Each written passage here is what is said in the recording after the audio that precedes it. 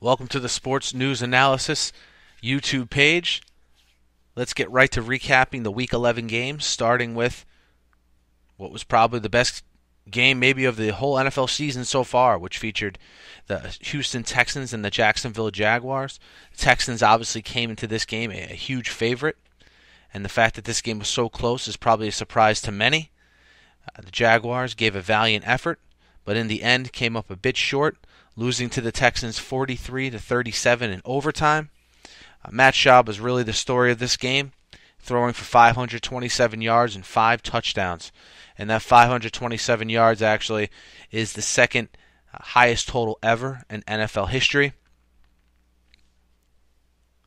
The Jaguars saw their starting quarterback, Blaine Gabbert, go down with an injury early in the game, and they turned it over to Chad Henne. Yes, that same Chad Henne from the Miami Dolphins.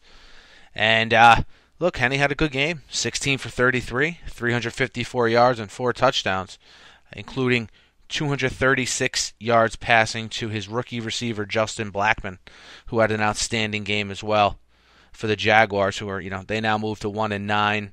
Their season is long done. But maybe something for the young team to build upon as we go forward here. The Texans, of course, moved their record to 9-1.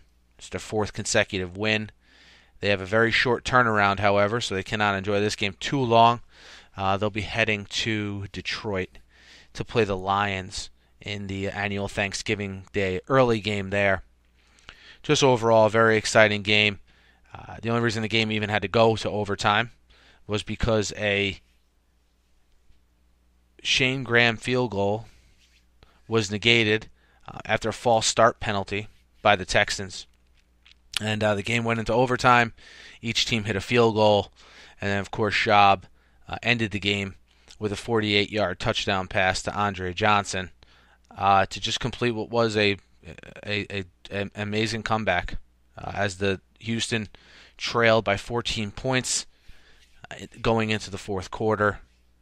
And just a very impressive performance as the Texans, who now, let's face it, they now have the inside track to home field in the AFC. And barring some kind of big collapse or big injury, God forbid, looks like the Texans will probably be the number 1 seed, but at least be in those top 2 seeds heading into the AFC playoffs as things stand now.